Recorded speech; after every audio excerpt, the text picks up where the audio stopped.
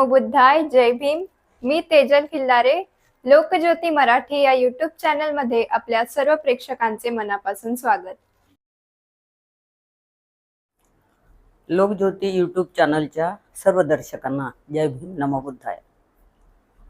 बंधू भगिनींनो, आज आपण ठाणे जिल्ह्यातील बुद्धभूमी हे स्थळ आहे याच्याबाबत माहिती घेणार आहोत.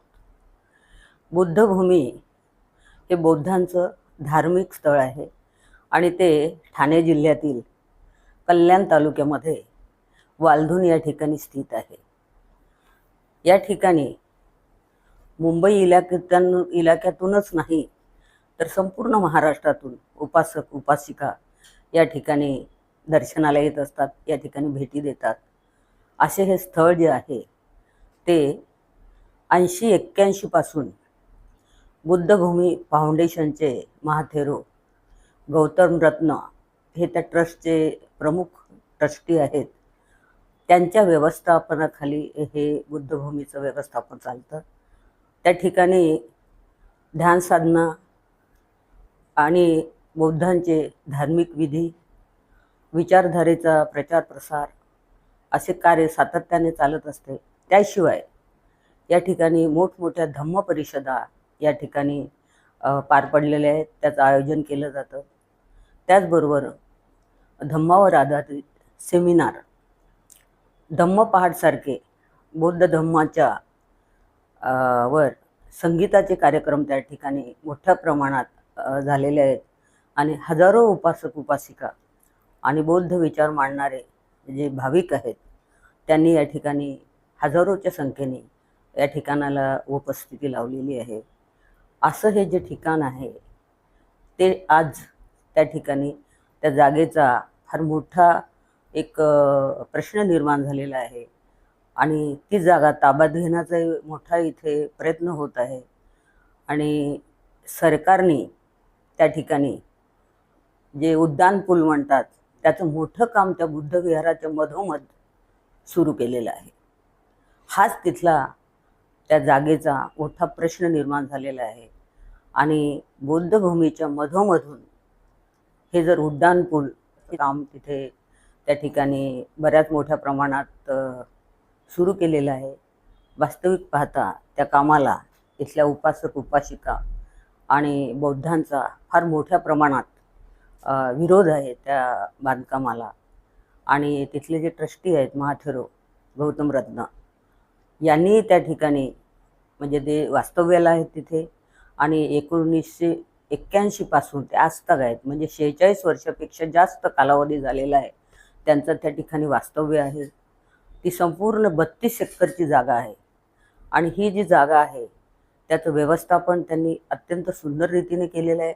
त्या पूर्ण जागेला कंपाऊंड केलेलं आहे. पंचशीलचे ध्वज, बुद्ध मूर्ती त्या ठिकाणी लावलेल्या आहेत.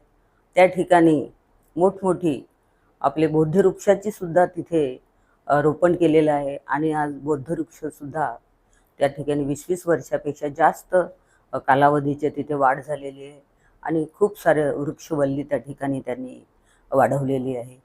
आणि एवढंच नाही तर आपलं जे बौद्धांचे प्रतीकं आहेत ते सुद्धा त्या ठिकाणी त्यांनी त्याची स्थापना केलेली आहे. त्या ठिकाणी प्रसिद्ध असा आपला भीमा कोरेगावचा स्तंभ त्यांनी उभारलेला होता. रमाई स्मृतीस्थळसुद्धा त्या ठिकाणी निर्माण केलेलं आहे. आणि हा जो वारसा आहे तो केवळ या ठाणे आणि मुंबई या इलाक्यासाठी नाही तर संपूर्ण महाराष्ट्रासाठीच नाही, मुंबई इलाक्यासाठीच नाही तर तो संपूर्ण महाराष्ट्रासाठी नाही तर पूर्ण देशासाठी हा बौद्ध विचारधारेचा तो वारसा त्या ठिकाणी निर्माण झालेला आहे. आणि 40 वर्षापेक्षा जास्त या ठिकाणी हे कार्य अव्याहतपणे सुरू आहे. असे असताना जे सरकारने त्या ठिकाणी हा उड्डाणपुलाचं कामाचं जे सुरू केलेलं आहे, वास्तविक पाहता उपासक उपासिका आणि भिक्खू संघाचं असं म्हणणं आहे की त्या ठिकाणी ते बौद्ध स्थळाच्या मधोमध न घेता त्यांनी कुठेतरी आजूबाजूने ते घ्यावं. आपली थोडी जागा गेली तरी चालेल, पण त्या पुलामुळे ते जे आपलं संपूर्ण जे धार्मिक कार्य आहे त्याला खूप मोठा अडथळा येणार आहे. कारण ते मधोमध गेलं आणि त्या ठिकाणाहून जाणारी वाहनाची गर्दी, लोकांची गर्दी तिथे ध्यान साधना ही कशी करता येईल, तर त्या ठिकाणी हे न करता बाजूनी करावं ही आमची मागणी आहे. आणि त्यासाठी त्याला यश मिळावं, की संपूर्ण जी 32 एकर जागा आहे बुद्धभूमीची, बुद्धभूमी फाउंडेशनच्या नावाने ती ओळखली जाते, तर ती आपल्या ताब्यात मिळावी. तिचा विकास करण्यासाठी त्या ठिकाणी आपल्याला वाव मिळावा भिक्खू संघाला आणि बौद्ध उपासक उपासिकांना. तर त्यासाठी ह्या मोठ्या प्रमाणात या ठिकाणी कल्याण महापालिकेसमोर 15 तारखेपासून लाखोच्या नाही पण हजारोच्या संख्येने लोक त्या ठिकाणी महापालिकेसमोर धरणा आंदोलन करत आहेत.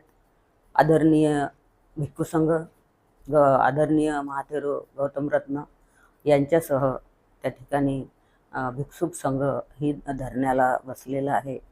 आणि निश्चितपणे मागणी हीच आहे की आमची जी जागा आहे त्या ठिकाणी जी त्या उड्डाणपुलाच्या साठी जाणार आहे त्याचा मोबदला मिळावा. त्या ठिकाणी मोडतोड जी झालेली आहे, जी नासधूस मोठ्या प्रमाणात झालेली आहे, त्या ठिकाणी ती करणाऱ्यांना योग्य तो त्यांना शासन व्हावं अशी मागणी भिक्खू संघातर्फे केलेली आहे.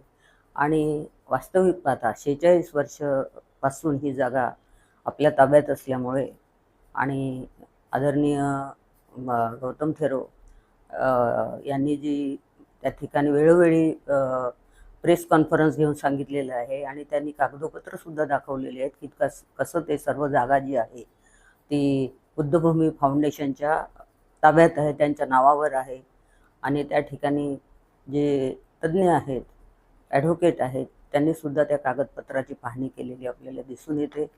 त्यामुळे आज घडीला या ठिकाणी ठाणे जिल्ह्यातील कल्याण तालुक्यामध्ये महापालिकेसमोर हे आंदोलन सुरू आहे. याला मोठा आपल्या बौद्ध धर्मीयांचा आणि बौद्ध विचारधारा मांडणाऱ्या सर्व जनतेचा त्या ठिकाणी मोठ्या प्रमाणात इथे समर्थन मिळत आहे.